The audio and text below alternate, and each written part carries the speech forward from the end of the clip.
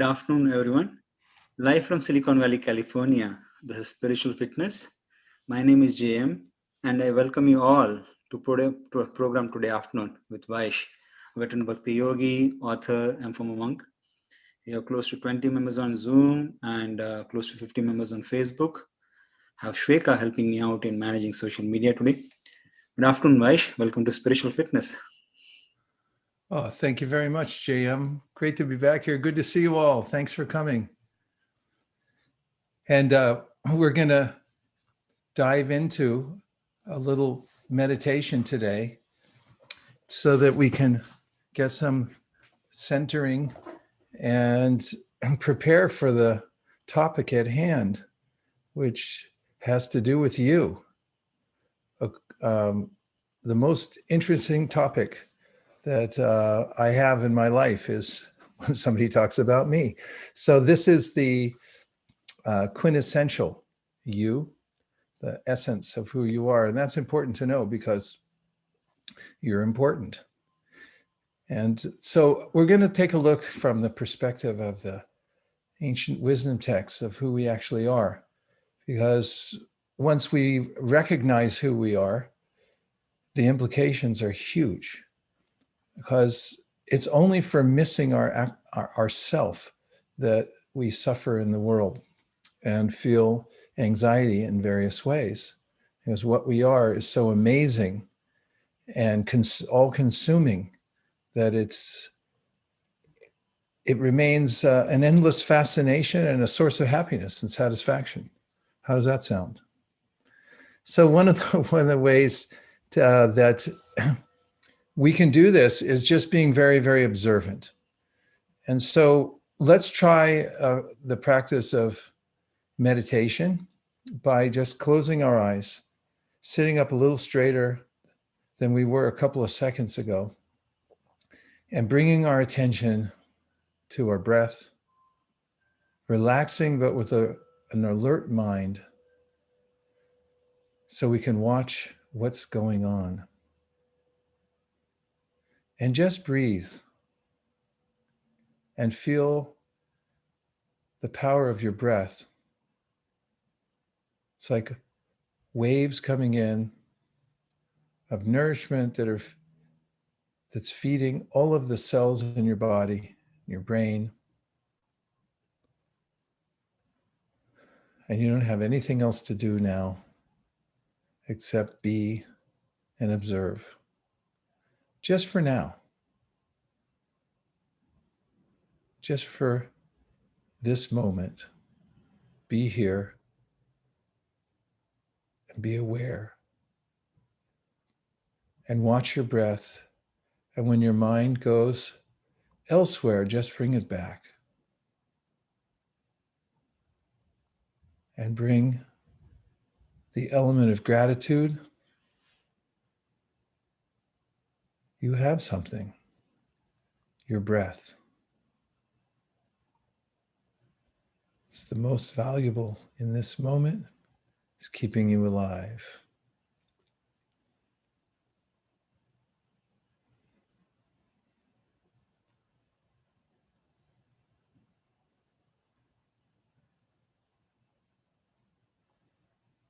And from this point, notice that you're the one watching your breath. You're not your breath. You're not the air. You're not the lungs. But you're the watcher of all these things. They're going on around you, and you're in a silent, very safe place right now, watching, observing,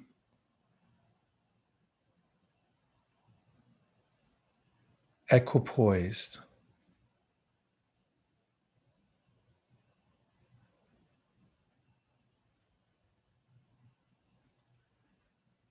Notice that you're aware. And just be aware of your own awareness. Think. And notice that you're the one thinking.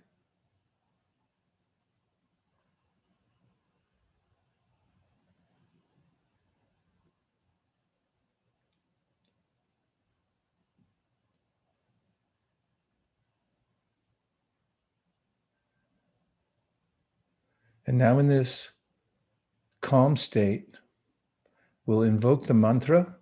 This is mantra meditation recommended in the oldest literature in the world called the Rig Veda, a one-syllable mantra, Om, that synchronizes all the spiritual energy that's in your heart region. I'll say it, and if you like, you can also vibrate the mantra behind muted mics.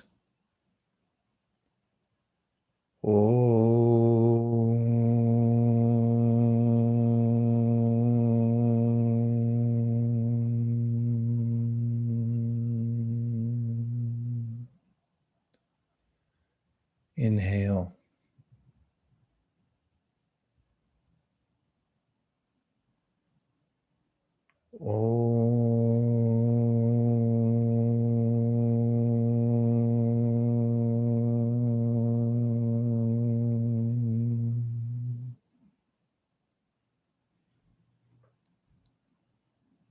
And one more time.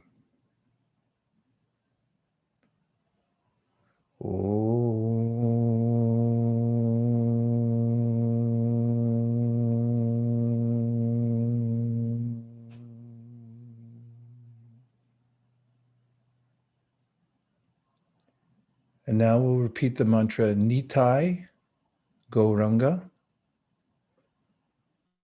3 times. Just listen to the sound vibration as you make it. Nitai Gauranga.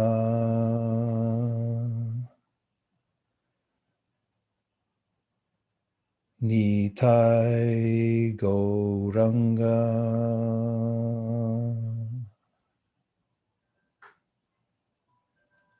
Nitai Gauranga.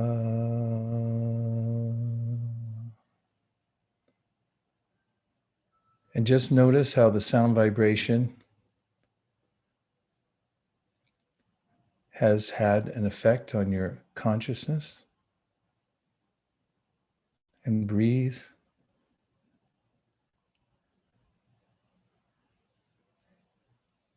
And rub your hands together to bring some external sensation to your body.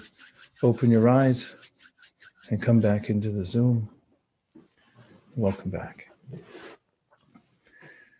So, in the discussion of consciousness, we're actually talking about who we are.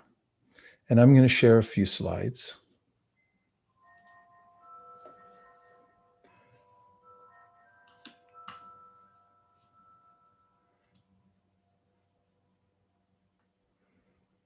First of all, we have what's called in science the hard problem of consciousness, because it's not defined by a mathematical equation. Physics, which measures the material world, even very small particles, or huge in astronomy, sections of space, we can measure in various ways. But the cells themselves are not conscious. And if you put many of them together, 86 billion I chose because that's how many cells we apparently have in our brain. Each one of them blind, but if you put them together, do they see? Do they spontaneously have consciousness altogether? And the hard answer that comes to this hard question is no. So the ancient wisdom literatures explain consciousness in a different way. First of all, categorically speaking about consciousness, there's inferior and superior energies. So this is important because we are very fine energy. We're spiritual. And there's a way in which when we interact with the lower energies, it has an effect on our consciousness that brings us down to a lower level. We become whatever we associate with. Wherever we fix our consciousness, we take on the properties of that energy. And this is something I'll talk about in a moment. We're called as individual units of spiritual consciousness in the ancient wisdom literatures, tatasta, which means marginal. We can identify ourselves or choose to place our awareness wherever we wish, on superior energy or inferior energy. So, in the very simplest of terms, the process of yoga and meditation means to educate oneself about the different energies that exist in the world, and then to point one's attention in the direction of the superior energy. Does that sound simple? Because it really is, actually. It's a formula that one can use very effectively in one's life. This idea, as I've mentioned before, where attention goes, energy flows. So where do you want your attention to go to? And conversely, according to the science of yoga, whatever we fixate upon, we develop the qualities of. So if I fixate on lower energies, I start to develop the qualities of lower energies. Has anybody seen uh, the kind of lizard that changes its color in association with different uh, foliage? It's remarkable, isn't it? You see it 1 minute, and well, it doesn't happen necessarily within a minute, but over some time, just as it's in a particular environment, it adapts to it and it starts taking on the colors of that particular environment. So in the Bhagavad Gita, Krishna talks about the ways in which we are affected by our environment. So much of that has to do, as I've said many times in these classes, on the soundscape, what we're hearing, what kind of sound vibration is coming in, and what we're fixating upon. We develop a connection with, and that becomes part of us. This is called the Sangha. So if we're looking at higher energy, spiritual energy, we begin to feel a lightness in our being. If we fixate on lower energies, we feel weighted down, heavy, depressed even. So this is the science in the Bhagavad Gita of the modalities. Even in the material inferior energies, there are various qualities, higher and lower. There are gradations everywhere. So the higher energy is called sattva.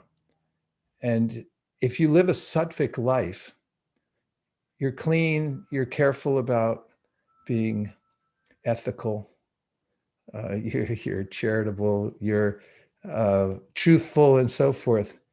You're brighter. That is, your countenance is bright, your consciousness is bright. Naturally, you grow. In other lower modalities, one becomes weighted down by the energy, a darkness of energy. And in the next level down in Rajas, there are unlimited desires. I want things. I have to have them. And when I get them, it spawns more desires. I get what I thought I wanted, but then there's an unintended consequence, and that is I need more of it now to feel the same kind of sensation I had when I first got it. And I need to keep changing it. So it's described as being fraught with unlimited desires and longings. And then the darkest energy, called tamas, we're really pounded down on the mat. And it's suffering from beginning to end. And it's a kind of depressed energy where we can't do anything for ourselves, where we can't really make even choices properly. Or we make the complete wrong choice. Even though we know we're doing it, it's very hard to overcome it.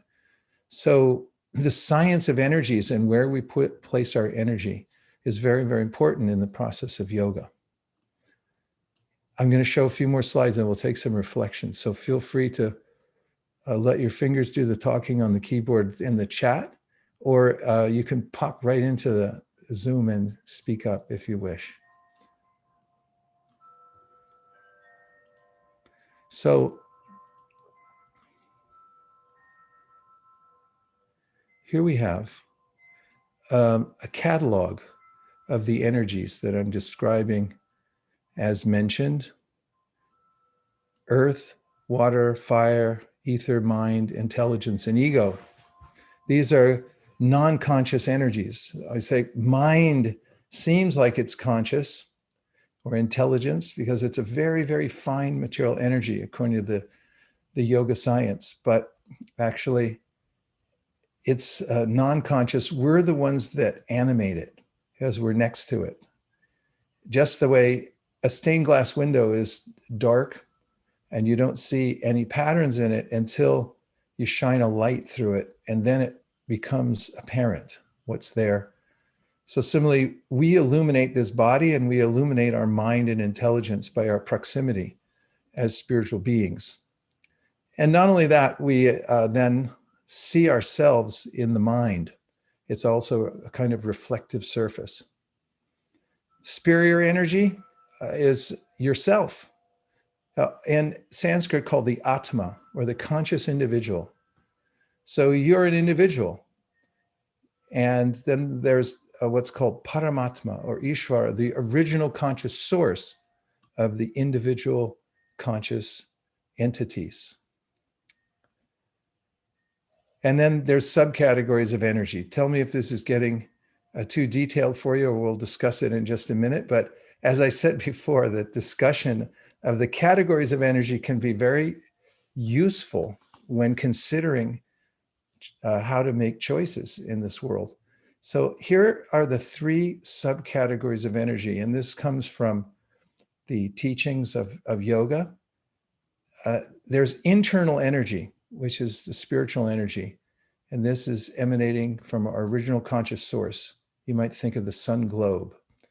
External is the world of inert matter, which is being manifest by the energy of the sun. And then marginal, individual conscious entities, which would be compared to the photons of sun energy.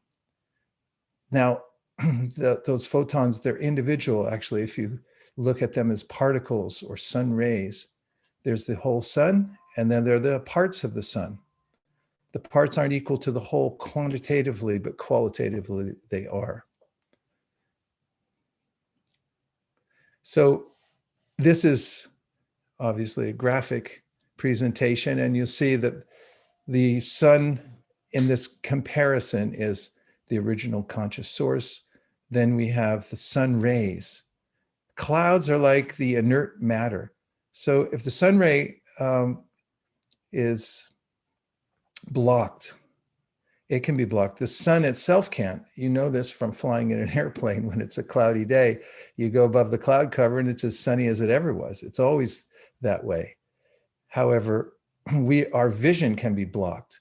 But where do the clouds come from? They're created by the original source, the sun itself. And we can be, our consciousness can be obscured by the clouds or inert matter, whereas the sun never is.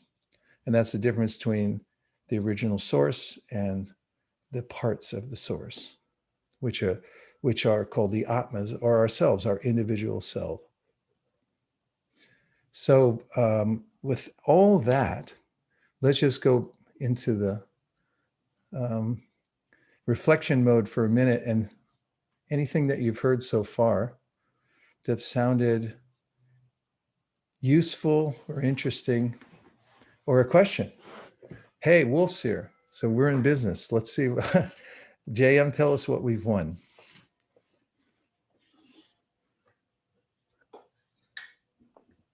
Yeah, you can unmute yourself and ask questions or type in chat box.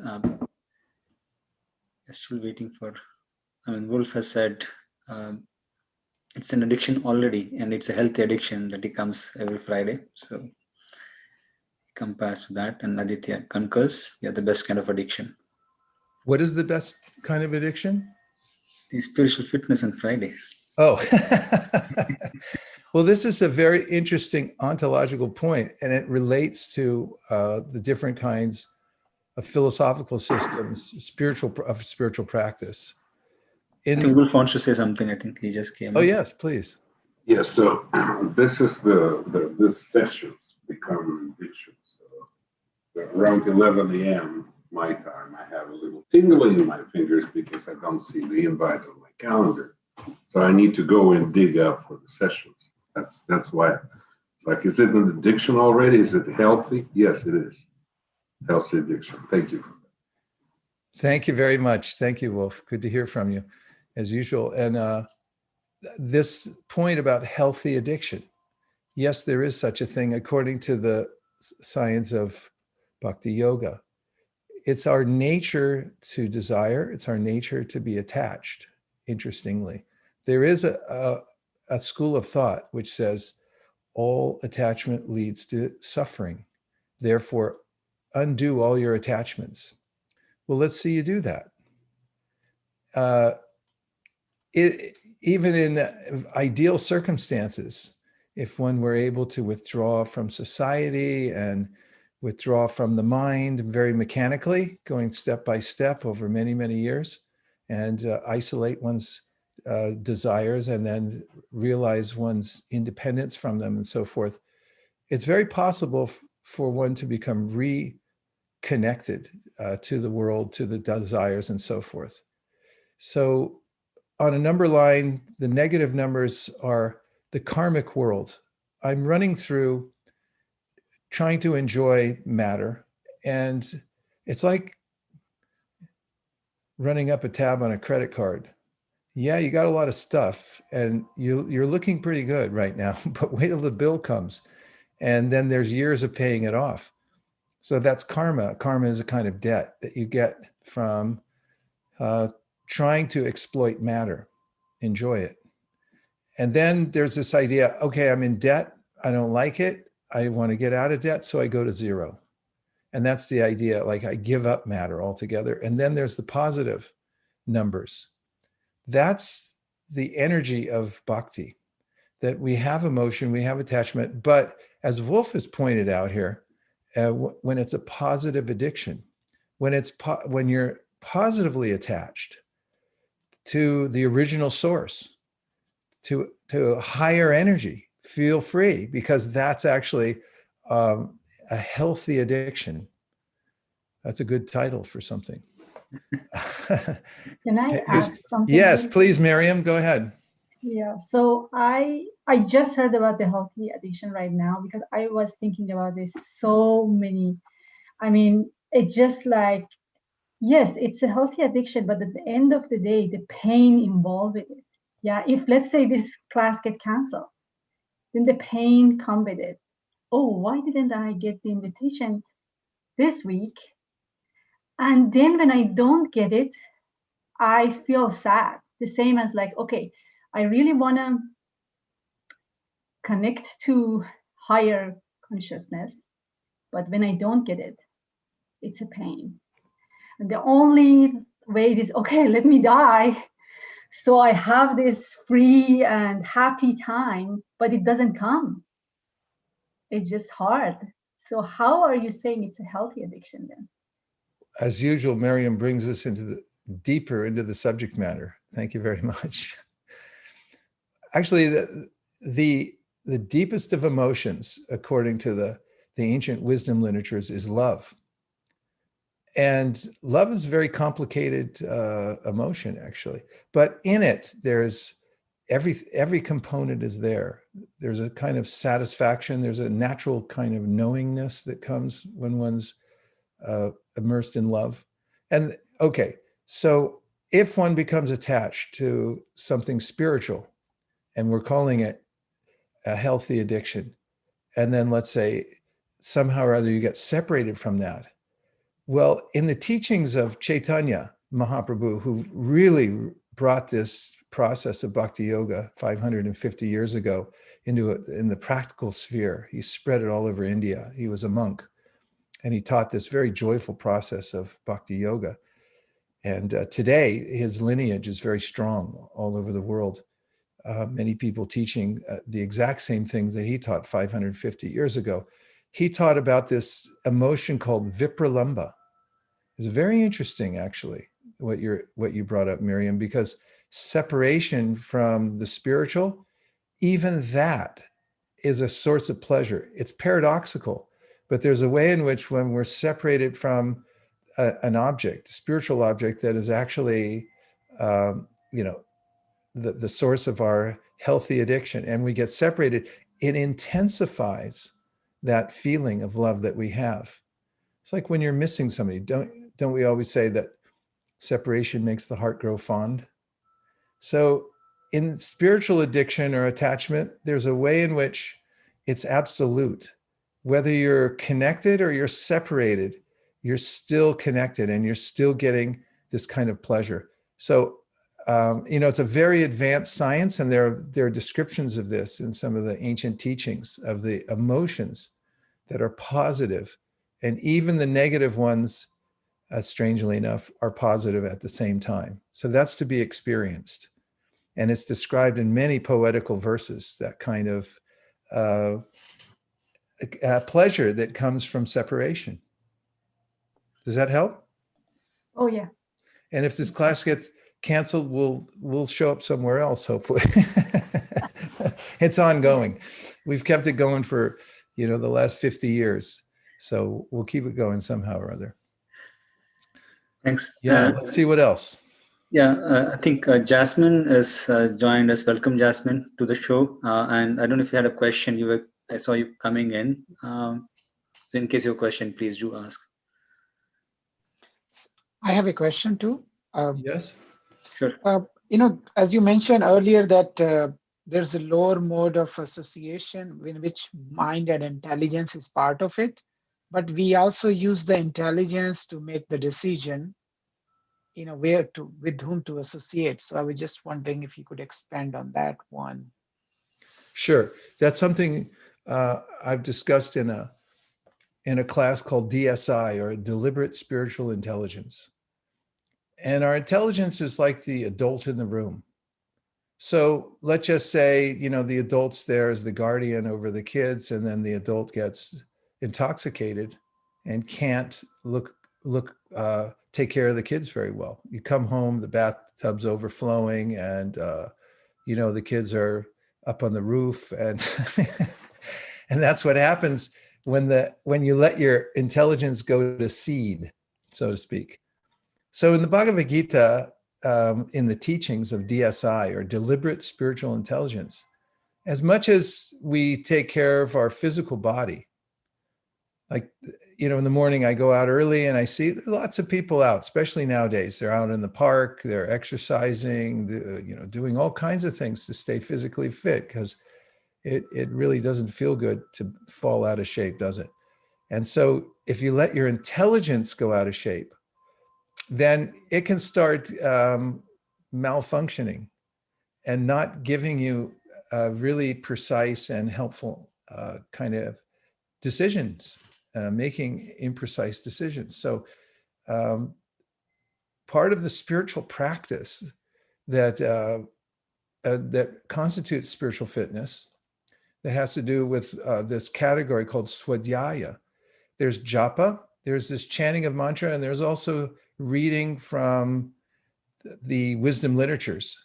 These, according to Patanjali and other great yoga teachers of yore, that's Y-O-R-E from past days, recommend this, that you self-adjust your intelligence by feeding it, programming it every day before you go out into the world. As an example, here are a couple verses that are from the Bhagavad Gita directly. I'll just read to you. This is the process of swadhyaya, just hearing. So in this section of the Gita, chapter 6, it's on meditation, dhyan yoga. And Krishna, the teacher, is talking about the power of what's called sama, when the mind becomes undisturbed by what's going on in the outside world, or on the inside world for that matter. You're witnessing, you're just watching the changes. Listen to this about sama. He says, a person is said to be established in self-realization. It is called a yogi or mystic when he or she is fully satisfied by virtue of acquired knowledge and realization. Such a person is situated in transcendence and is self-controlled. He or she sees everything, whether it be pebbles stones or gold as the same. In the yogic mind, the inferior energy, the yogi categorically sees it as inferior energy. So whether it's pebbles, stones, or gold, do you see them the same? Here's some pebbles, here's some stone, here's some gold. Oh, gold. So the yogic mind is like, yeah, that's inferior energy, and is not enamored of it. Then the next verse says also about sama, or being equipoised. A person is considered still further advanced when he or she regards honest well-wishers, affectionate benefactors, the neutral mediators, the envious, friends and enemies, the pious and the impious, all with an equal mind. Actually, if you analyze the Bhagavad Gita, Krishna goes more into sama, or equality of vision. And this has to do with developing one's categorical vision of the world. It doesn't mean that we become automatons, or also that we become dysfunctional. It's an internal process through which we have more enlightened engagement with the world, because we're seeing the categories of energy. So all this has to do with sharpening the intelligence through hearing what's important, what's not, what's higher, what's lower energy. Now, do you have any announcements to make at this point? Because this is the half-hour point, and oftentimes you like to announce things, JM. Yeah, thanks for the opportunity. I'll quickly share my screen. And as mentioned last week, we are very excited and preparing actively for the upcoming Discover Spiritual Fitness workshop. It's scheduled for February 28th, where we'll dive deeper into the mind, its nature, and how it forms habits, and how some of the ancient teachings of befriending a mind. So yeah, we are actively preparing, and it's coming along very well. So if you're interested, please go to vaisheshikadas.com/discover-spiritual-fitness, and you can register there. We have several people who already registered. We'll be sending out invite to them early next week.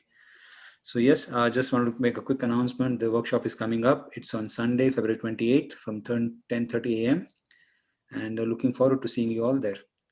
Thank you. Aditi wants you to share the sign-up URL. Yes, I will share, Aditi. Linda said she signed up. Yay. Thank you. Okay, I'm going to show a few more slides, and we'll go a little, hopefully, deeper into the topic.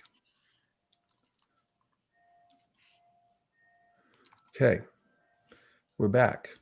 And the body is, to be very simplistic about this, the body is a cage, and we, the Atma, the living being, are the bird. So there's the parable of the woman who daily polished the golden cage. In fact, she invested in a golden cage for the bird and then polished it every day.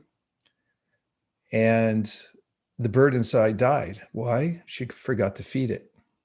So the body really is important in the sense that it's a vehicle for us right now, but it's a superficial covering of our real selves, a superficial covering. It's the cage, not the bird. So if anybody ever wonders, well, I'm doing everything I can to be healthy, and I'm even feeding my mind in some ways, good art, literature, and so forth, but still I'm not feeling content. I don't have a sense of bliss, actually, or happiness. There's something gnawing at me. That's the little bird. That's you inside going, hungry, hungry, hungry. So there's a way to feed the bird. That's yoga. That's the process of connecting and focusing on the higher energies. So I have a question for all of you. How old are you? And I would like somebody to volunteer and tell me how old they are, please. Or you can give a range also. 60. 40. Okay. Anybody else? Timeless. Oh, you blew it for everybody. Okay, Josh, here it is. You're all wrong. Josh was right. Josh was right. Yeah, none of you are those ages because you're not your body. These bodies are just a superficial covering. So you could say my body is this age, but actually that's not you. Your body's changed from one age to another, from one form to another, but actually you are timeless. Thank you, Josh. That was you, right? Who said that? Yes, timeless. So I was anticipating saying wrong. We don't have the Atma doesn't have a beginning or an end. There's no beginning or an end. We're on a continuum in various bodies right now in the inert, lower energy, inferior energy of the material world. We're transmigrating from one body to another. But you don't have a beginning. Your entrance into this particular body and the particular situation you're in now is not your beginning. You don't have a beginning. You've always existed, you always will. And really, you're beyond time. When we're identified with the present body and mind, then we become overwhelmed by time. So what we have are vehicles, and different kinds of vehicles.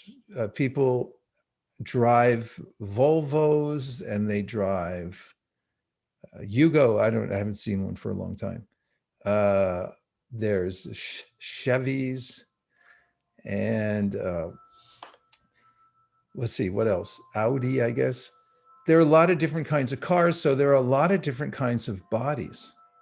And if you look around, you'll see them. And according to the ancient wisdom literatures, each one of those bodies that you see animated by life, whether it's in the plant, animal, or human species, is a different vehicle for the Atma, the conscious individual being that inhabits that particular body. So what we come into in the particular body that causes us consternation, to say the least, is what's called upadi, this word at the top. Upadi is an artificial designation.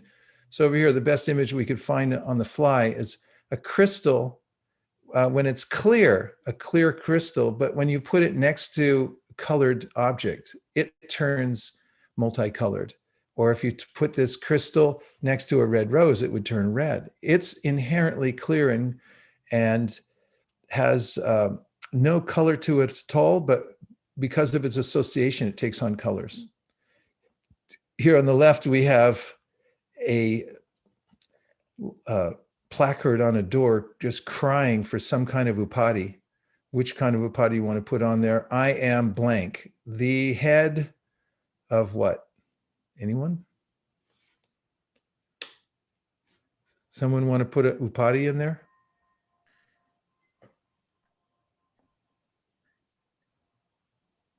Head of my house, Rajesh says. Okay, head of the house. Yeah, head of the house. I'm the janitor. You could put on there, I am a man. You could put, I'm a woman. You could put, I am a cat or a dog. And then you go inside and say, yeah, that's my designation. That's my moniker. But actually, these are just temporary designations or upadis.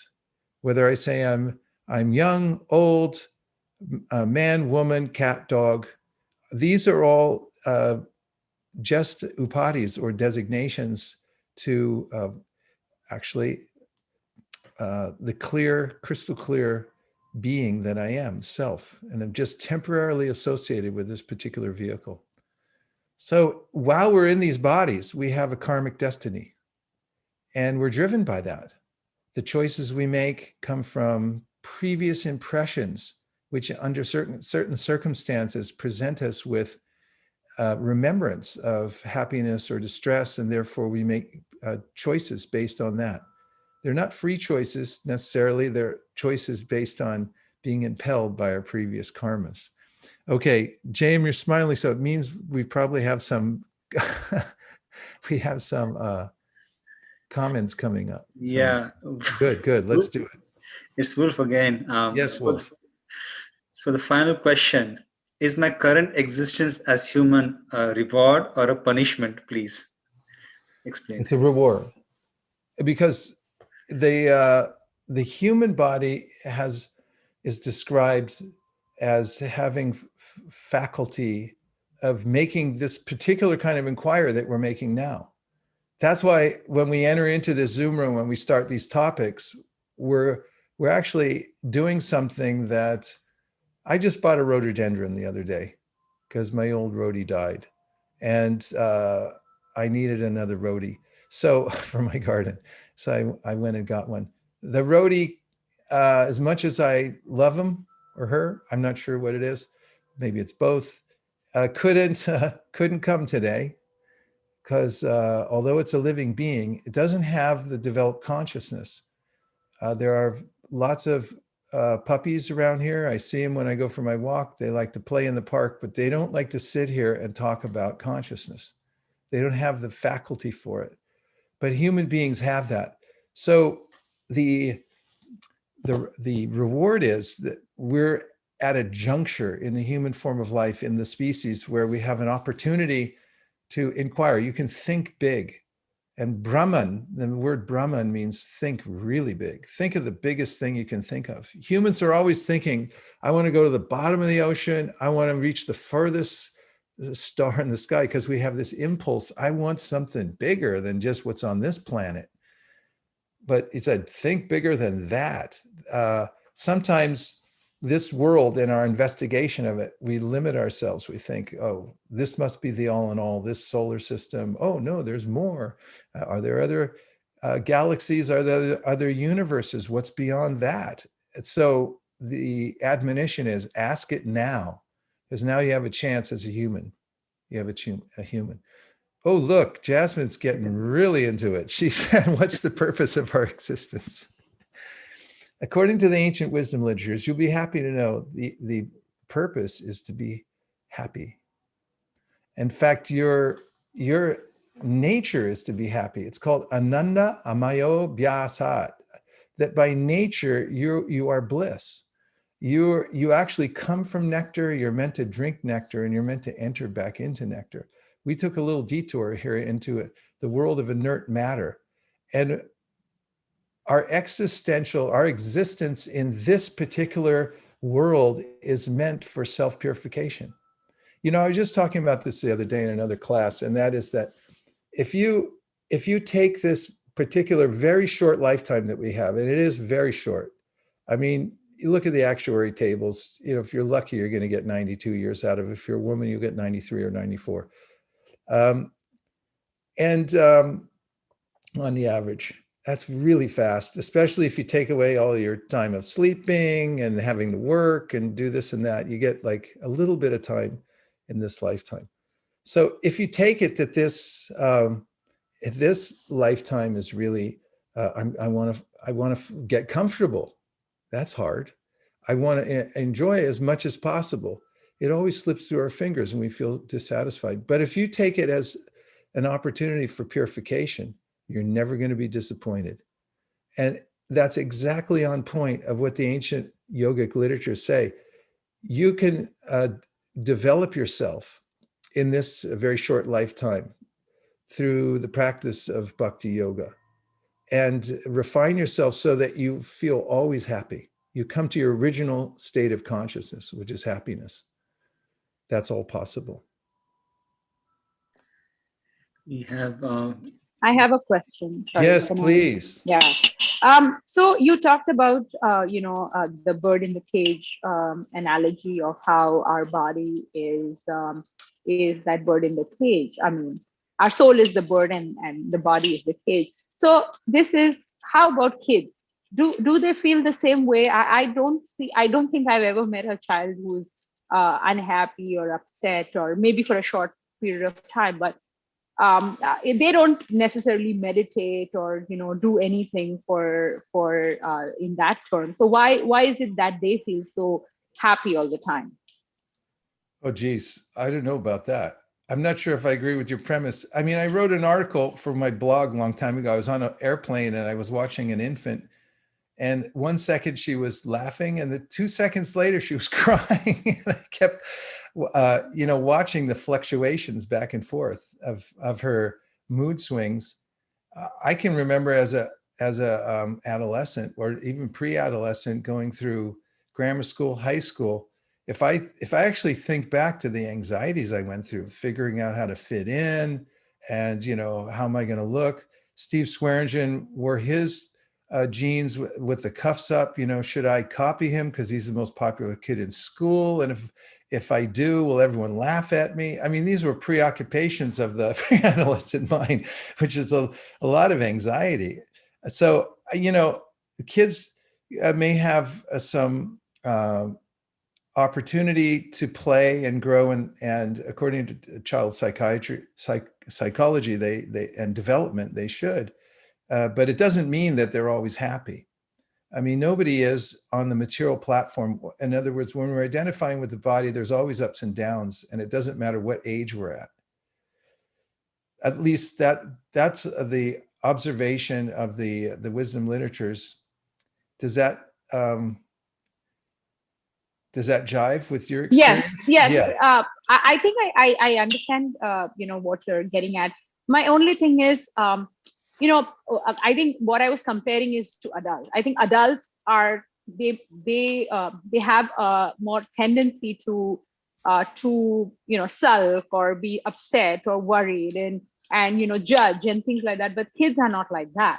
And so do you think that's why they are more in a blissful state and happy and playing, and not need meditation as much as adults who kind of force their mind to go in that direction, which is not a good space?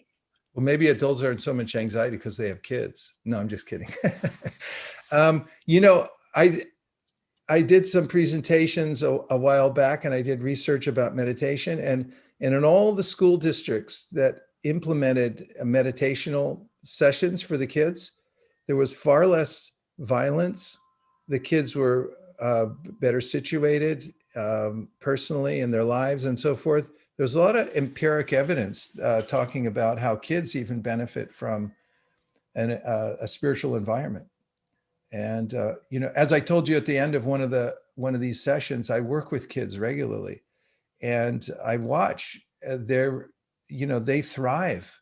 Like, for instance, in one of the classes I teach for kids, we do these long sessions of reciting Sanskrit verses, and they could go on for hours. And there is a study. It's a clinical study that shows, it's called the Sanskrit effect. And this was a study done, with scientific environment, showing that kids' brains benefit from reciting these ancient Sanskrit mantras and verses. And I certainly see it. I'd sit in a room, and now we're in Zoom rooms using different technology. But when I was with them physically, I'd sit in a room with sometimes 100 kids, and we would recite Sanskrit verses. They'd learn them, they'd memorize them really quickly, and we'd say them all together. And they're in a kind of trance. They're feeling kind of lifted above the distractions of the world. And I don't know, in counseling them, I find that there's a lot of anxieties, kids, especially these days, a lot of pressures for school, and parents help me out here. I mean, anybody else want to say? Yeah, no? Yeah, I think Yan Yan Yeah. please come in. Oh, good, Yan Yan, you put your name in there so I can pronounce it every time. Good to see you. Hi, good to see you.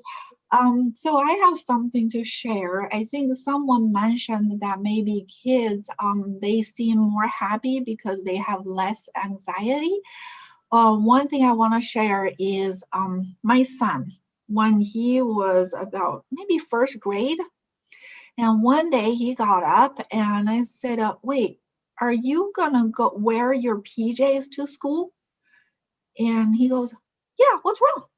I like it. It's comfortable. And I said, well, there are rules at school. And Dad said, well, people may laugh at you. When I heard that, I said, okay, there are differences. One is there are school rules. And then the other thing is a peer pressure when people laugh at you. I don't want my kids to give in to peer pressure. If that's something he feels comfortable and is not breaking the rule, let him be. So I said, okay, how about this? I'll put a regular pants in your backpack. if your teacher pull you aside and say, hey, there are school rules, you cannot wear PJs to school, then you have a backup, go to the bathroom, change, go back to school. But if just your students, classmates say, ha ha ha, why are you wearing PJs? Then I said, you come home and tell me if you want to put up with that next time. And so I sent him to school, and sure, some people laughed at him, but he's like, so what? I'm happy. And so that's.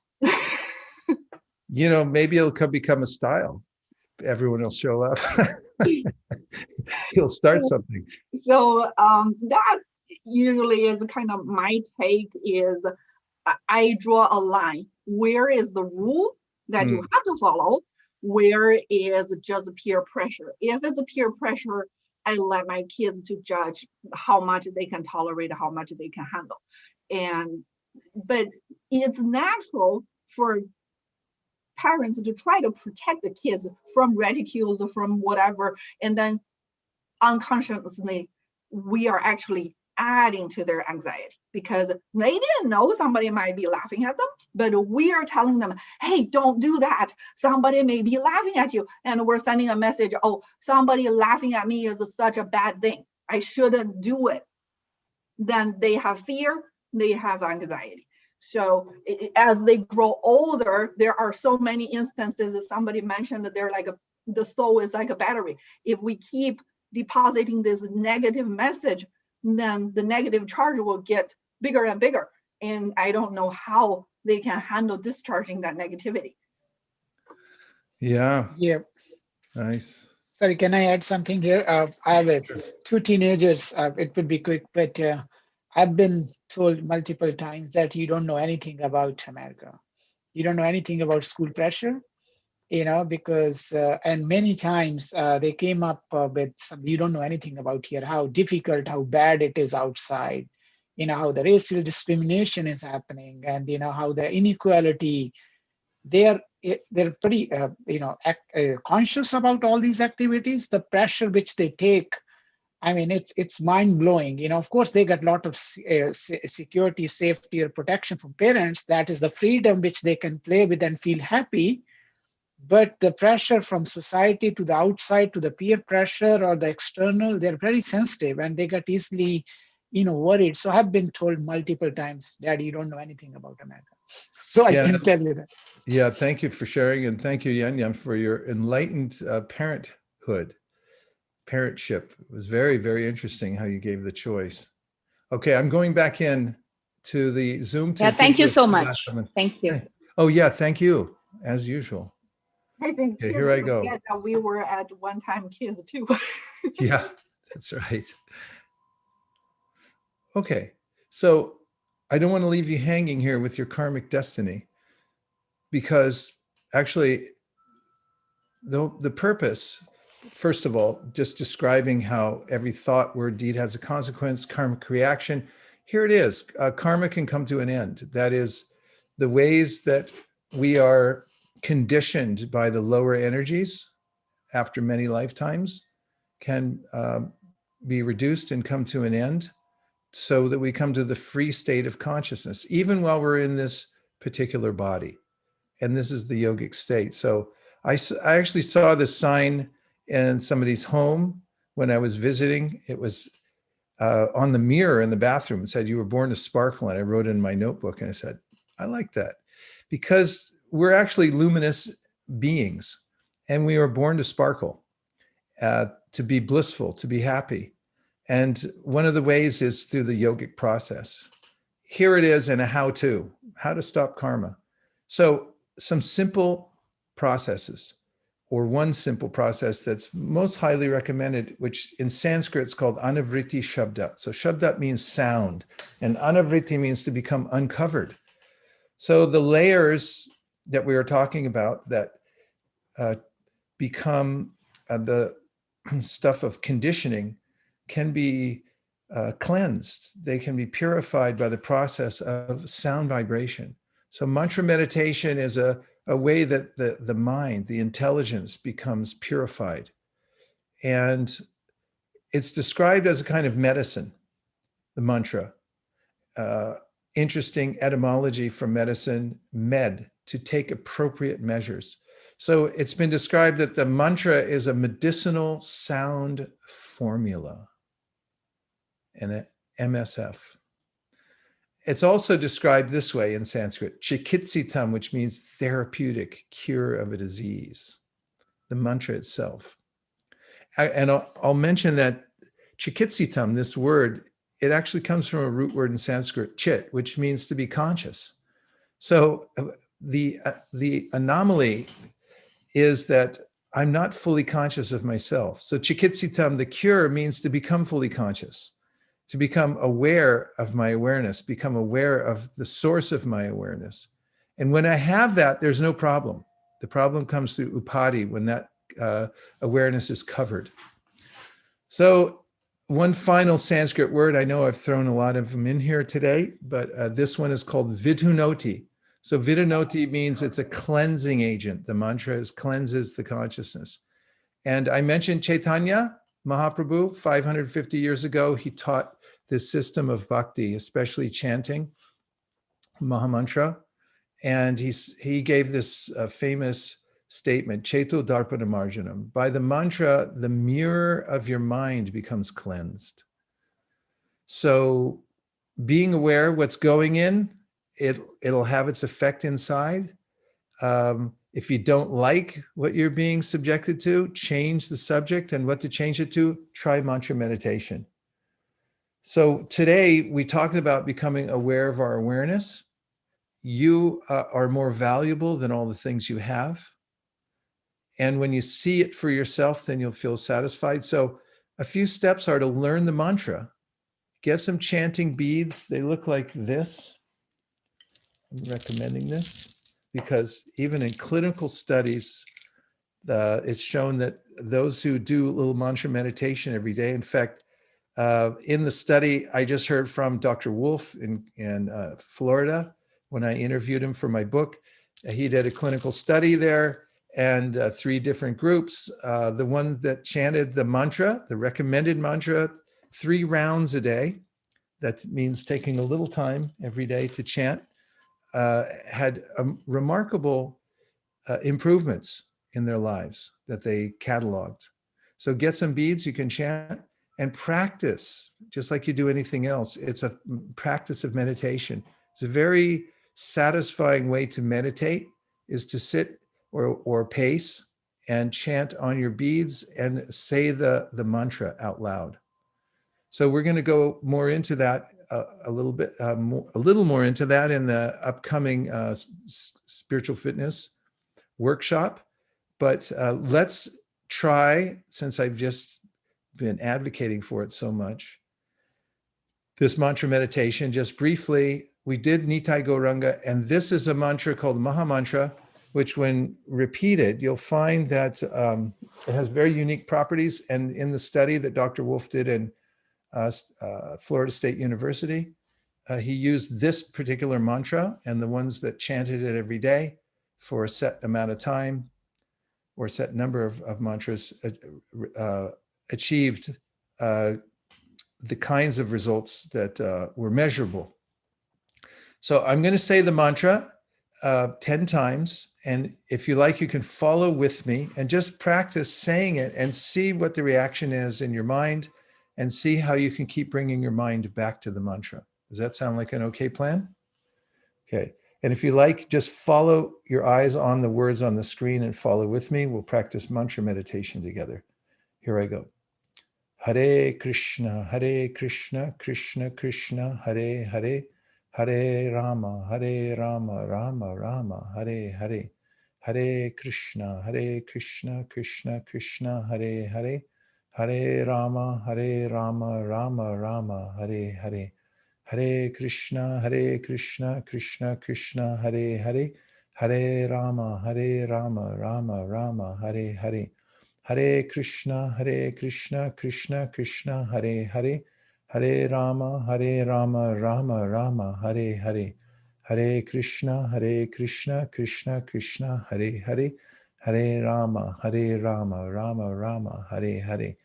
Hare Krishna, Krishna Krishna, Hare Hare, Hare Rama, Rama Rama, Hare Hare. Hare Krishna, Krishna Krishna, Hare Hare. Hare Rama, Rama Rama, Hare Hare. Hare Krishna, Krishna Krishna, Hare Hare. Hare Rama, Rama Rama, Hare Hare. Hare Krishna, Krishna Krishna, Hare Hare. Hare Rama, Rama Rama, Hare Hare. Hare Krishna, Krishna Krishna, Hare Hare. Hare Rama, Rama Rama, Hare Hare. That was 10 mantras, and you'll find that if you practice that at home and extend the amount of chanting that you do, that you'll have your own experience, which is invaluable because you're the conscious being. You get to do the experimentation. If you investigate the efficacy of these ancient teachings, the logic of them, the thoroughness of them, and then you have a modicum of trust that, yeah, maybe there's something in this, then try it for yourself. Experiment with your own consciousness. Why not? And when you do, and you get the result, you'll be delighted. I predict. I'm predicting that. I invite you to do that. JM, anything else? No, thank you. We are good. So we're just waiting for the upcoming workshop. So we'll send out invitation early next week. Few people have registered. They're asking for it. So please expect an invitation coming your way early next week. And yeah, looking forward to meeting next week. Okay, then. In the words of the immortal Elvis Presley, thank you. Thank you very much. And the ancient yogis, when they'd come out of their caves after meditation for many, many weeks and months, and they'd see each other in the high Himalayas, there was a phrase that they would exchange with one another, which means keep the transcendental vibration going, because they all practice this mantra meditation. And we can say that phrase because we're all like in little caves here, looking out at each other. We just coming out of our caves. So if you want to turn your mic on, and if you want to turn your camera on, we'll just say it, the two-phrase mantra to say goodbye to each other at the end. Are you ready? It goes like this: Hari Bol. So you can turn your camera on, turn your mic on, and we'll all say Hari Bol. Keep the vibration going. You ready? Hari Bol. Hari Bol. Hari Bol. Hari Bol. Hari Bol. Thank you very much, everybody. Thank See you you. soon. Thank Thank you. you. Thank you. Thank you.